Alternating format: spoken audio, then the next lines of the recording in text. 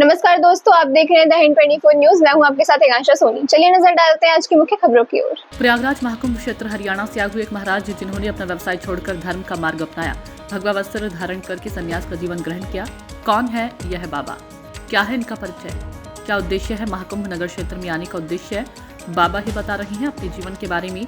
हमारे चैनल पर एक विशेष खास रिपोर्ट सुशांत त्रिपाठी के साथ। नमस्कार। प्रयागराज में प्रयागराज के महाकुंभ क्षेत्र में हूँ, जहाँ आज सेक्टर 20 में महाराज जी हरियाणा से आए हुए हैं। उन्हीं के बारे में आज चर्चा हो रही है, उनके साथ बातचीत होगी। प्रयागराज के महाकुंभ क्षेत्र में सेक्टर 20 में हरियाणा से आए हुए महाराज जी हैं कौन, इनका क्या है वास्तविक नाम?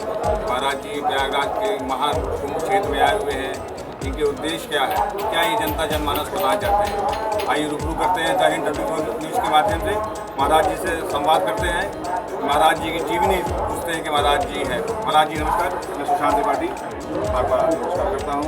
महाराज जी आप महानगर क्षेत्र में आए हुए हैं, कहाँ से मतलब है, क्या है आपका परिचय? देखिए, कुंभ में मेरे को पहले ही आना था। कुंभ के काफ़ी दिन निकल गए हैं, 5-10 दिन और बचा कुंभ का मेला।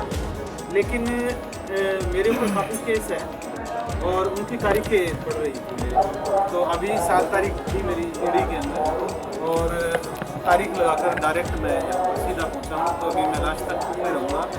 और तारीख और बाबा, आपको लग रहा होगा अभी तारीख पड़ रही है, तो मैं आपको बता दूँ कि आज से 8 साल पहले एक व्यापारी था, बिजनेस किया, हज़ारों करोड़ का बिजनेस किया और यूँ मानिए रोज़ का 200-300 करोड़ लास्ट में बिजनेस किया। लेकिन जो सुख पायो राम भजन में, वो सुख नहीं अमीरी में। यानी अमीरी में वो सुख नहीं है जो अब राम भजन में जो सुख आ रहा है। और अगर मैं मेरी बात करूँ थोड़ा जीवन के बारे में, अगर आप जानना चाहते हो, आप बोल रहे हो कि जीवनी बताएं आप, तो जीवनी ऐसी है कि शायद मेरी उम्र रही होगी 4-5 साल जब मैंने होश संभाला। 4-5 साल से पहले तो बच्चे को वैसे ही पता ही नहीं होता कि तू संसार में है या नहीं है। तो 4-5 साल का जब मैं था तो घर वालों ने फ़ोटो खींच रखी है, वो झलकियाँ मेरे को भी याद है कि घर पे एक मंदिर था छोटा बनाया हुआ घर पे। तो ऐसे मैं पूजा पाठ करता सुबह शाम, मंगलवार का व्रत रखता। 4-5 साल की उम्र में मंगलवार का व्रत रखता था। और ये नहीं कि मैं रखता था, मेरी तो बुद्धि काम नहीं करी थी, मैं तो कुछ नहीं रखता। मैं तो ऐसे जीवन में पाया जब मैंने होश संभाला, तो ये जीवन था, मैं यहाँ पर आया हुआ हूँ। और मैं पूजा पाठ क्यों कर रहा था मुझे पता नहीं है। और उसके लगभग जब मैं 20 साल का हो गया, तब तक मेरे गांव के अंदर शिव मंदिर है, वहाँ पर जल चढ़ाने के लिए सुबह सुबह जाता था।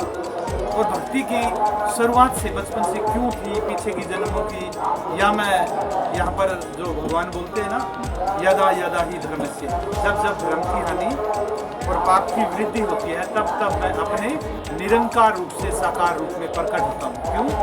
साधु भक्तों का उद्धार करने के लिए और पाप कर्म करने वालों का विनाश करने के लिए मैं युग युग में प्रकट हुआ करता हूँ। जो शून्य है, अब मैं तो हूँ नहीं।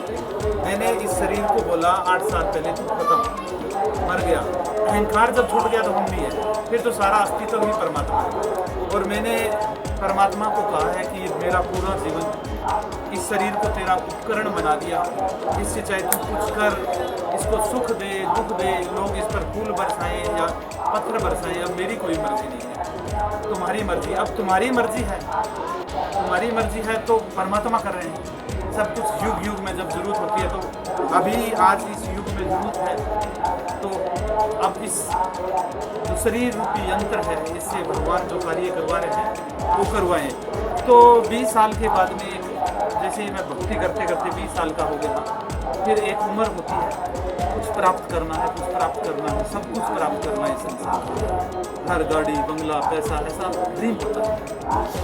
तो मैं दौड़ा मेरे जीवन में, जब तक मैं 33-34 साल का नहीं हो गया, तब तक 20 साल से लेकर 14-15 साल मैंने खुद का व्यापार किया, खुद का बिजनेस किया।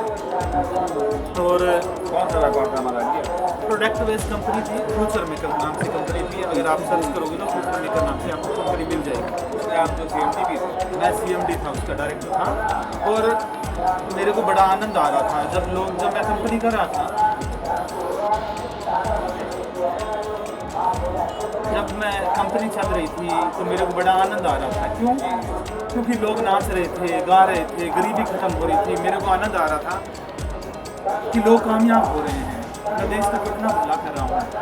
फिर ऐसा एक समय आया, काल चक्कर ऐसा घुमा कि जो दूसरे कॉम्पिटिटर जो लोग होते हैं उन्होंने मेरे पर FIR करवा दी और दूसरी कंपनी वालों ने ये ऐसी कुछ पॉलिटिक्स हुई मेरे पर। महाराज जी उस कंपनी में तो उत्तर प्रदेश के भी इन्वेस्टर सभी पूरे भारत के इन्वेस्टर थे, सभी लोग थे उसमें जुड़े हुए। ऐसी कोई जगह नहीं है जहाँ पर लोग ना जुड़े हुए हों। और लोग मैं अपना परिवार मानता था फ्यूचर मेकर को, और मैं आज भी फ्यूचर मेकर के जो लोग जुड़े थे उनको मैं आज भी मेरा परिवार भी मानता हूँ। तो मेरे को कोई कारणवश जेल में जाना पड़ा, और जब जेल में मैं गया 4-5 महीने हो गए। पहले तो ऐसे किया कि जल्दी से निकले, बिजनेस करना है। सब कुछ करने के बाद में भी मैं बाहर नहीं आ रहा था। तो मैंने सोचा परमात्मा को कोई मर्जी होगी, मेरी मर्जी से ना जन्म हुआ, ना जीवन जी रहा हूँ, ना मेरी मर्जी से मृत्यु आएगी, तो सब कुछ उसकी मर्जी है। तो फिर एक रात थी, अमावस की रात थी, सावन भादों में लाइट गई हुई थी। जब मैं जेल में था बिजलियाँ कड़क रही थी और अंधेरा था। मैं ऐसे सोचने लगा ये 8x8 का कमरा है, एक पिंजरा है, ये आसमान में लटक रहा है और मैं इसमें बैठा हूँ। तो मैं जन्म से पहले कहा था मैं कौन हूँ, मैं बैठा क्यों? अगर आप भी एक कमरे में 5 दिन अकेले रहो ना, मोबाइल वगैरह किसी से बात करो, आप भी कहोगे मैं कौन हूँ। ऐसे मेरे सवाल आए। तो मैंने कहा तुम राधे श्याम हो, तुमने कंपनी की, इसलिए जेल में हो। मैंने कहा अगर मेरा जन्म ना होता तो मैं कंपनी भी ना करता। जन्म लेना मेरी कोई वो नहीं था कि मेरे सिग्नेचर करवाई गई थी कि मेरे बस में नहीं था। मैं पाया जीवन में ऐसे ही इस जीवन से चला जाऊंगा। तो मैंने कहा तो मैं क्यों आया, ये जानना चाहता था ये सृष्टि किसने बनाई, मैं कौन हूँ और मृत्यु के बाद में कहाँ जाऊँगा।